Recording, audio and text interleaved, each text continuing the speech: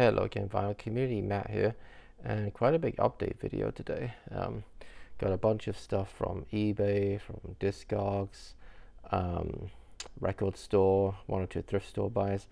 So yeah, let's dig in. We've got a lot to get through.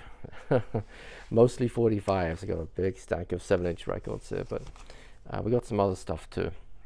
So let's start off with the CDs.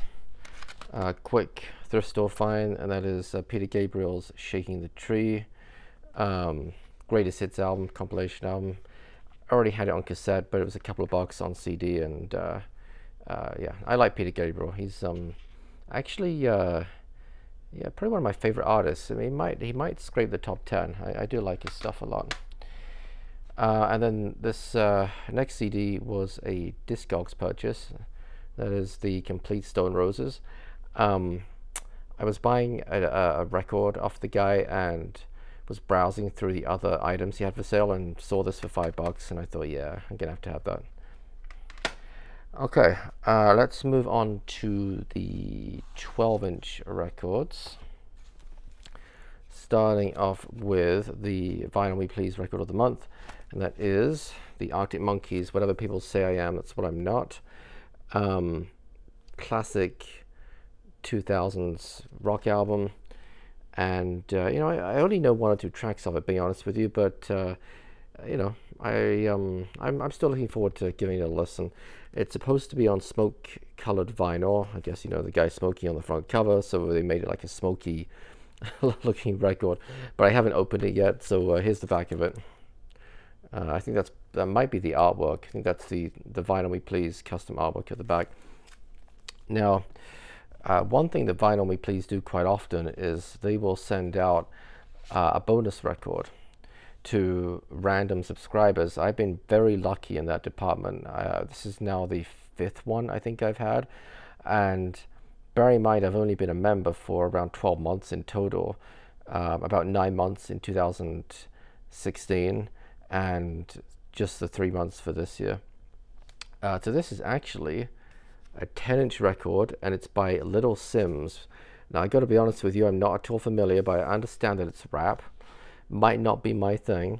That there is a fair possibility of that, but it's my first 10-inch record. I do not own any others, so which is it does mean I'm kind of at a loss to know where to put it, admittedly, but because it's not going to fit with the 45s in the boxes that I have, and it's really too small to go with the 12 inches, but that's okay, we'll figure it out. You know, it was a freebie.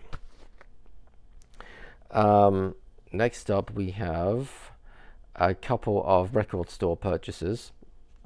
This is a record store at Zoinks in Pomona, California.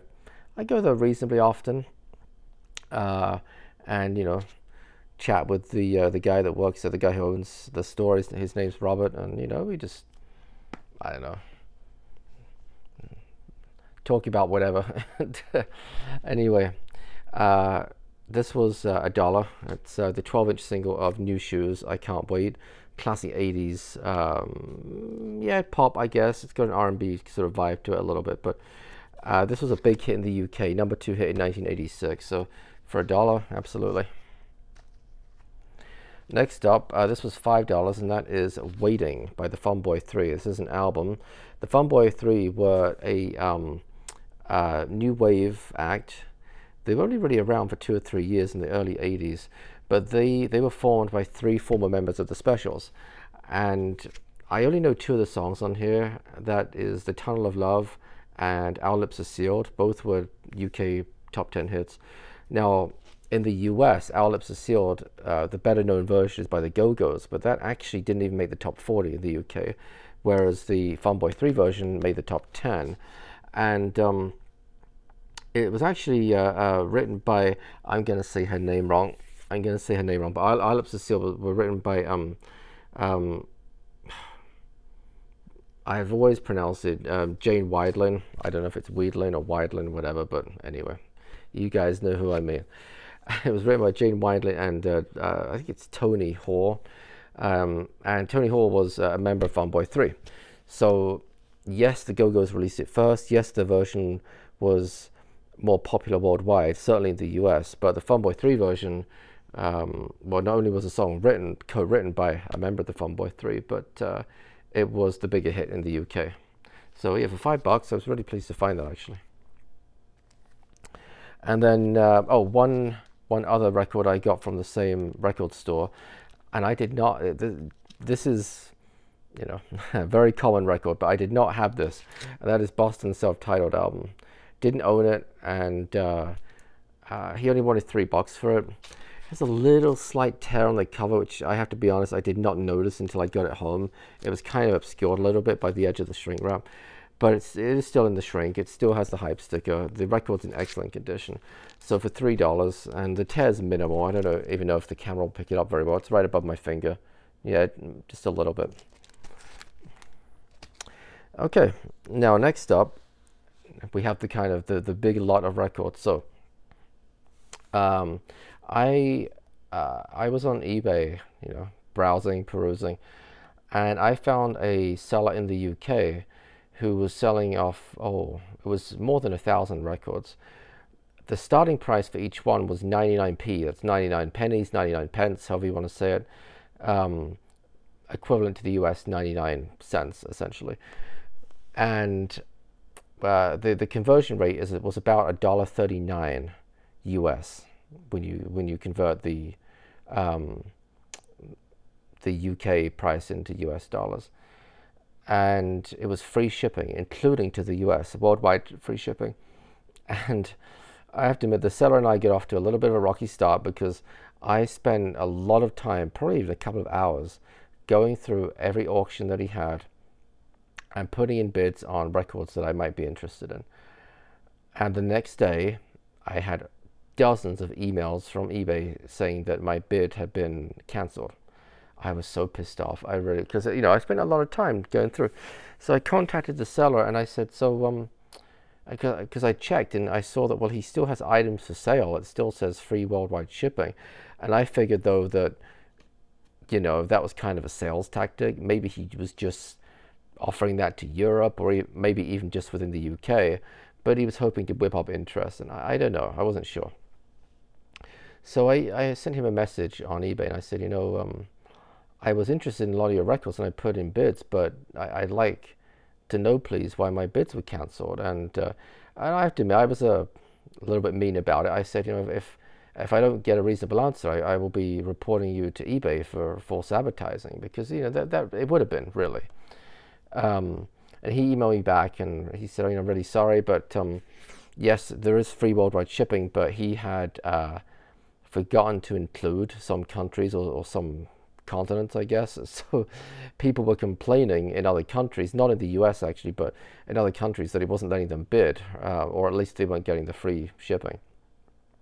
So I get it. He had to relist them all, and but he said, you know, please go ahead and take another look and place bids. And so I did. I spent like another hour or two the next day going through, but I did get close to 30 records in total from him. And I wasn't too out of pocket in a sense, because I mentioned a couple of videos ago that Gregory Short had given me an eBay gift card for my birthday, and I'd spent a little bit of it on Fleetwood Mac's Tango in the Night album, but I still had I want to say like $16 or $17 left. So I think this came to 30 something, so I had to put in like $10 or $15 myself, but I think it was worth it. I think I got some good deals here. So I'm actually going to start off with one single that was not part of that deal.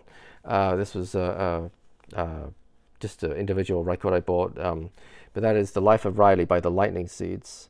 Classic, I would say they were Britpop, the Lightning Seeds. Yeah, they pretty much were. 1992 is a copyright. I thought it was a year or two later than that, but I guess not.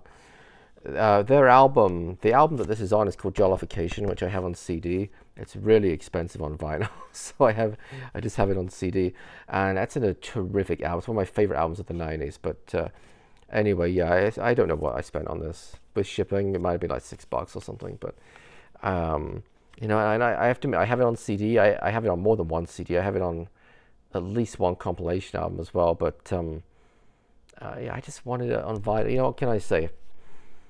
Who among us hasn't bought a record that we don't already have on CD or some other format? I just wanted to get it. So So we got that out of the way. So now we're going to move on to the records that were from that one eBay seller. And let's start off with the 12-inch singles, because that's a smaller stack. It's a little quicker to get through. So, and I appreciate that some of these records, folks in the US will probably not be familiar with, just because, you know, they were British, they weren't hits here in America. But we're going to start off with Damien, the Time Warp. So Damien was a drag queen, and this song came out in 1989, and it's the Time Warp from the Rocky Horror Picture Show, I think. And it's a souped up late 80s pop remix of it. It's actually, well, I was going to say it's pretty good. It depends on your point of view. When I was a kid, I loved it. I was 10 years old when this came out, and I just thought it was great. And, you know, I got it for nostalgia as much as anything. It's not, you know, it's not going to ever win Record of the Year or anything. But I liked it as a kid, so what can I say? Again, nostalgia. It was actually mixed by Pete Hammond, who was Stock Aitken Waterman's main, well, they say mix master, so that's what I'll call him, their main mix master. And it was recorded at PWL Studios as well in London. So, and you can tell, I mean, it totally sounds like Stock Aitken Waterman. Next up, the Four Tops, Indestructible. One of my favorite songs of theirs. Not a big hit, at least not in the UK. Didn't even make the top 40 in the UK. I think this was also 89, I'm pretty sure it was. Has a copyright of 88, but I don't think it hit the charts until 89, at least not in the UK. And the music video for this is horrific. I mean, it's terrible, but it's a really good song. It's a good pop song. So, and by the way, I may do a needle drop of some of these over the next few days, so watch out for those. I have to check the copyright on a few of them. I think Indestructible's okay, but I'm gonna have to double check it. I'm not 100% sure. Next up we have Here We Go by Stacker Bow. Now Stacker Bow, this is a, ooh, well, it's hard to fit this into a genre. I'm going to call it dance music from the mid-90s. It's from 93. Simply because it appeared on a lot of dance compilations at the time. It's not strictly dance music. It's, I don't know what to categorize it as, but we're going to call it dance music. And it's, you know, it was I think it was a top 10 hit in the UK. I always liked this track. Next up we have the Out Here Brothers, Don't Stop, Wiggle Wiggle. Big #1 hit in 95 in the UK.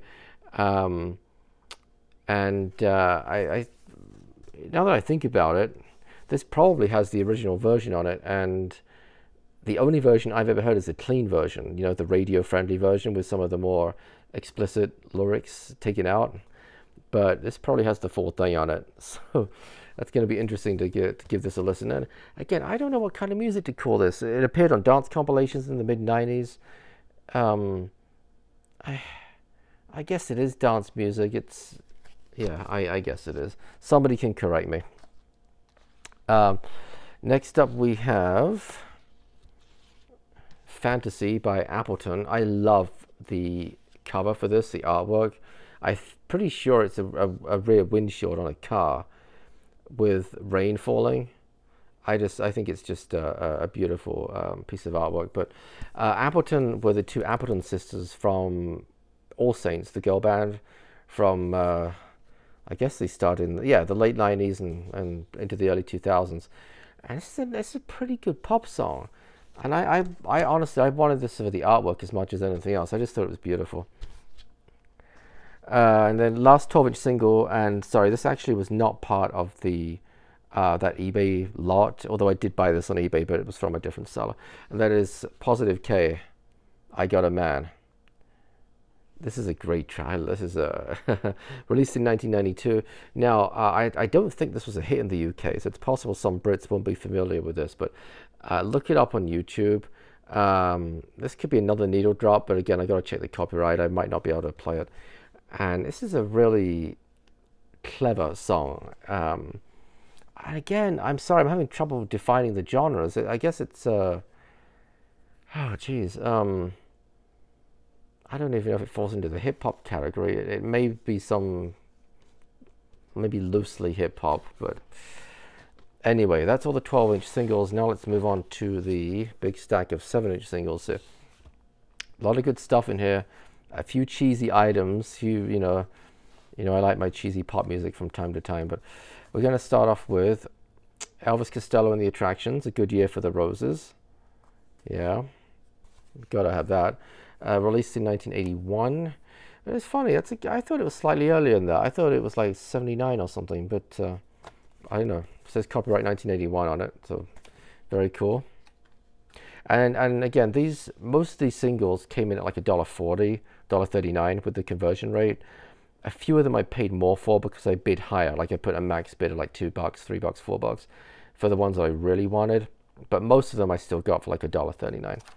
And with the free shipping, absolutely. Next up we have Deborah Harry. I Want That Man. Debbie Harry, of course, formerly of Blondie. I always liked this track. Released in 89, yeah, released in 89, and it's just got. I love the opening to it, like the opening 20 or 30 seconds. It's got a great beat to it. It actually has a jukebox cutout, which is more unusual for UK pressings, but not unheard of. It may have been used in a jukebox. I guess it's possible. Next up, we have the Isley Brothers, Harvest for the World. That's a great track. This does have a hole punch through it. It's probably discounted at some point, but that's fine. It doesn't bother me. And you know what I like about a lot of these too? They have original sleeves and they have original price stickers on it. So this one, at some time or another, cost £1 from the Slough Record Centre. The telephone number, well, actually, I won't give it out because it might be somebody's number right now who's not expecting to be given out. But the telephone number is just 5 digits.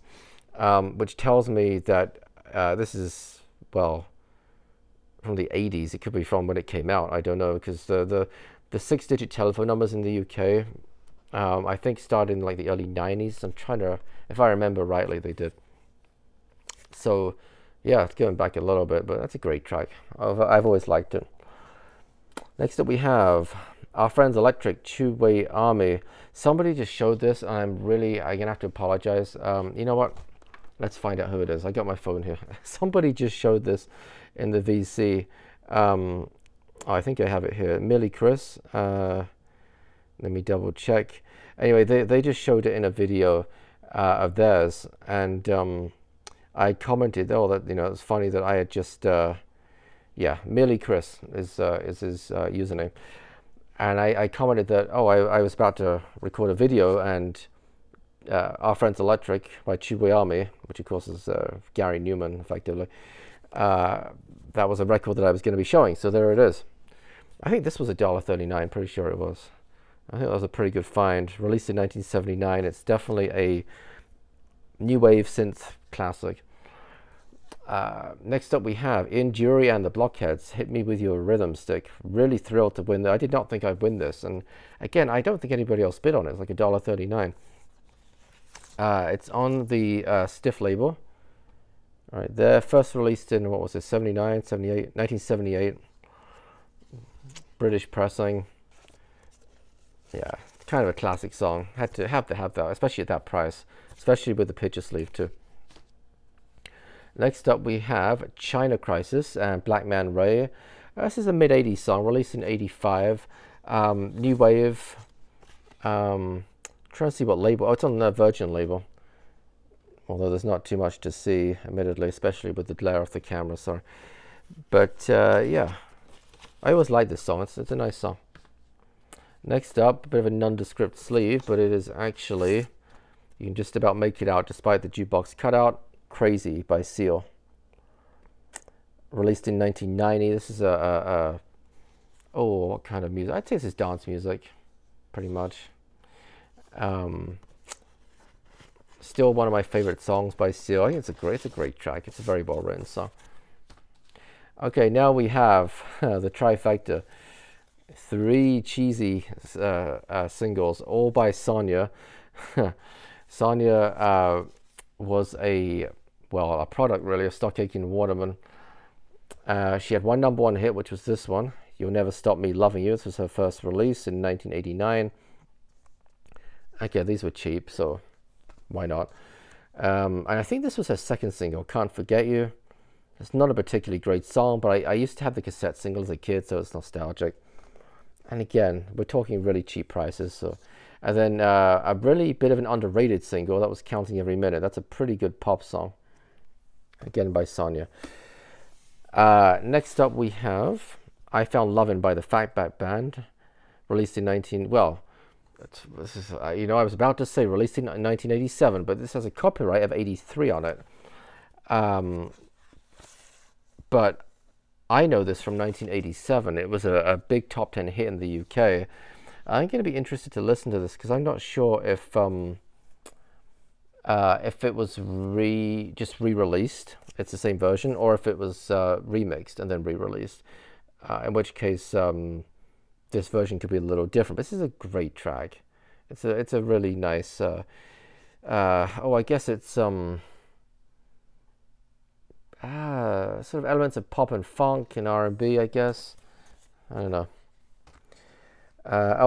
This has a W.H. Smith price sticker on it. It won't mean anything to Americans, but W.H. Smith it's still around. It's kind of hard to make out, but a chain of stores that sell.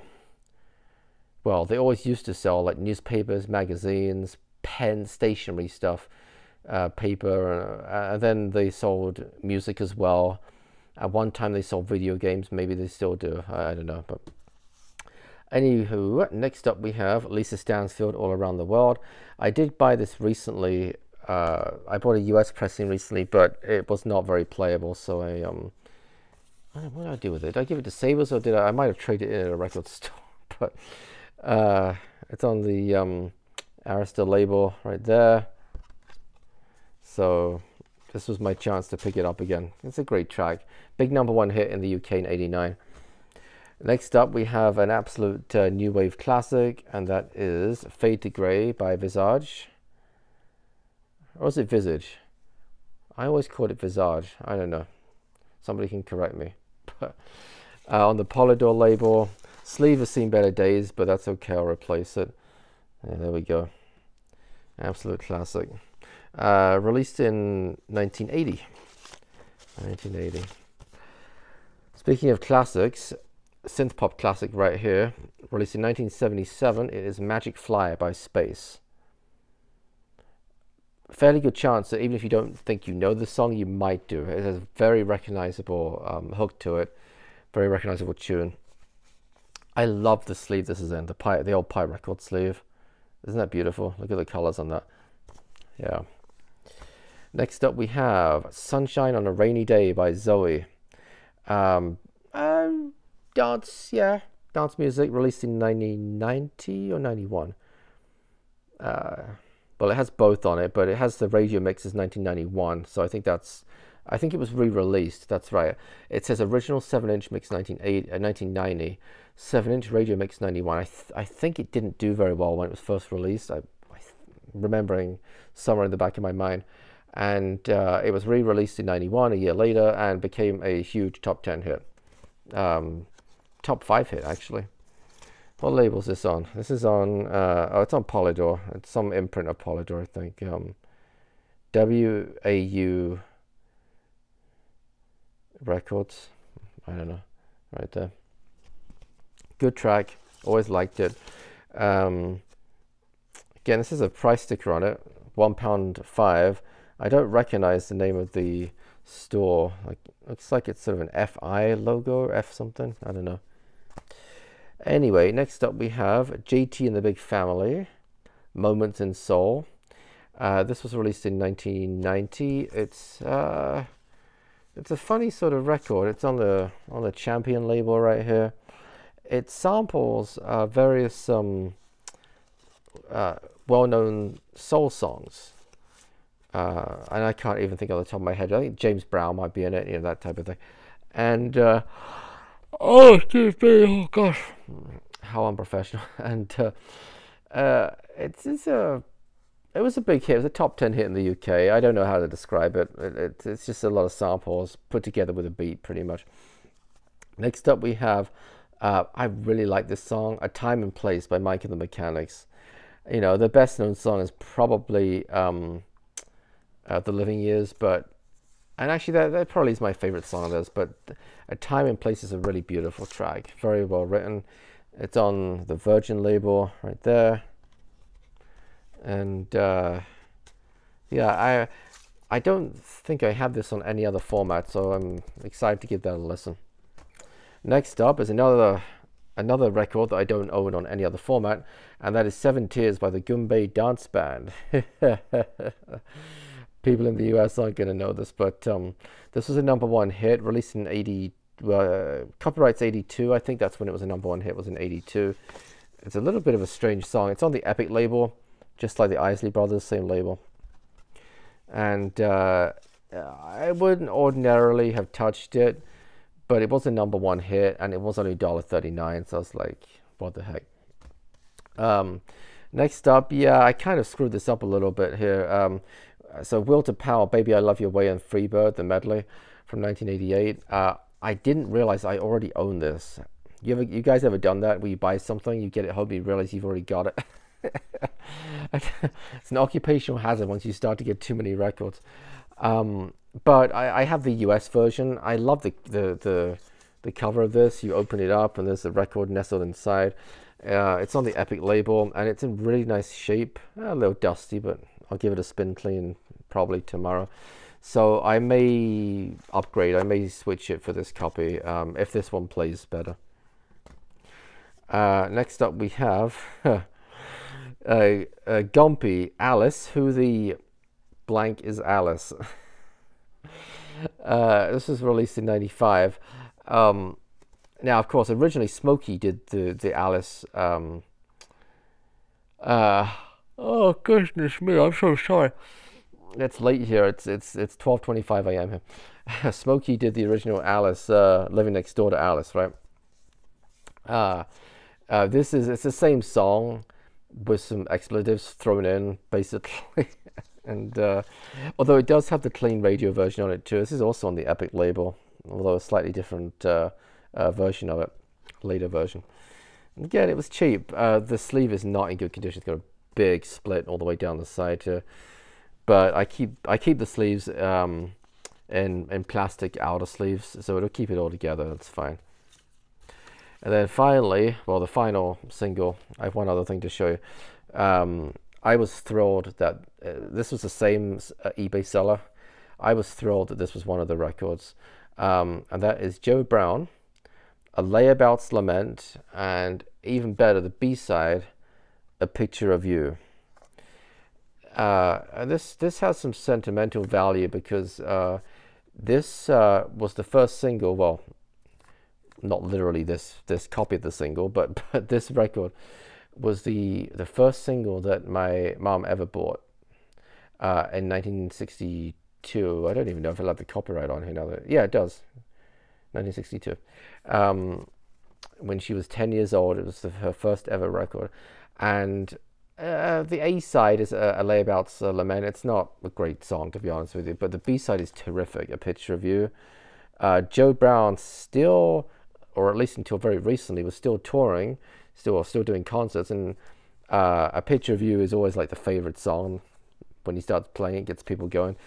And this is just in wonderful condition, really nice. And I was thrilled that it still had the original sleeve too on the Piccadilly label, which I'm pretty sure is not around anymore. I haven't seen any records on that label for a long time. So yeah, this one I think I put a max bid of like $4 or $6 or something. I didn't have to pay as much as that, but because it seems to be that on eBay it goes for up to like $10, and so to get it not only for cheap was great, but to get it as part of this lot was even better as well. And then finally, that's all the records. Thank you for bearing with me. Finally, I went into Goodwill yesterday and found a DVD set that I have been thinking about buying, and I've been looking on eBay for it, but it was a bit rich for my blood. And they had it in Goodwill, and I was absolutely thrilled. And that is the Live Aid DVD box set. 4-disc, has most of the performances. There are a few omissions, but from Live Aid from 1985. And even better, this should have been $4.99. Has the price sticker on it. But you know, I kind of know the guy in there. You know, we go in there, we bullshit a little bit, we talk, and anyway, he let me have it for $3.99, gave me $1 off, so that was very nice of him. And the box has a little bit of dirt on it, just a little bit there. I might be able to clean that off, but the discs are immaculate. Like they look like they haven't even been played. So we open this up. See if I can do this without spilling everywhere. Open it up to the first part right here. We got some pictures. We'll open it up. Let me see if I can open it all the way. Right here. Hold that up. Oh my goodness me, right there. So 4 discs, and it still has the insert as well, the booklet, which is also in very nice condition. A lot of information about the bands and etc. etc. More pictures. And yeah, I was just I was delighted to find this, because you know, if you were to buy this on eBay, I think you're looking at a minimum of $20, and that would be on a good day. I think you'd be more likely to pay 25 or 30 for it. So to get this for just $4, and of course this Live Aid was where Queen stole the show and did the, I was going to say infamous, that's not really fair, the famous 20-minute set. All the artists were restricted to 20 minutes. That just completely stole the show, especially Radio Gaga, when like Freddie Mercury's got the crowd of, how many people were there, like 80,000 or something, at Wembley Stadium in the palm of his hand. And they're, you know, it's worth checking out on YouTube. Go and have a look for Queen Live Aid, and it's just stunning. Now my favorite performance though, actually, it was Ultravox, or I think it might have just been Majura on his own. I'll have to look that up. But anyway, his performance of of Vienna was absolutely stunning. Just the I mean, the vocal was just amazing for a live performance in particular. I mean, you know, he'd have been pleased if he had done that in the studio after 20 takes. But to pull that off in a live performance, it's just remarkable. So yeah, I was just thrilled to find this is 10 hours of music pretty much. I think there's a few non-music clips in here, I'm sure there is, but yeah, I was this is probably my favorite item out of all of these. And I was going to show the records anyway, and then yesterday I zoomed into Goodwill. I got there like 4 minutes before they were due to close, which probably kind of annoyed the guy. And I'm looking, you know, I didn't find any records. They do have a lot of records though. I didn't find any CDs. They even had tapes. I quick look through, didn't really see anything. And I'm real quick looking at the DVDs, and I was like, oh my god, and there it was, sat there for $4. So yeah, absolutely stoked to pick that up. So that's it, guys. Yeah, thank you for bearing with me. I know we went through a lot of records, but I think I got through it pretty quick, all things considered. So thanks as always for watching, guys, and until next time, bye-bye.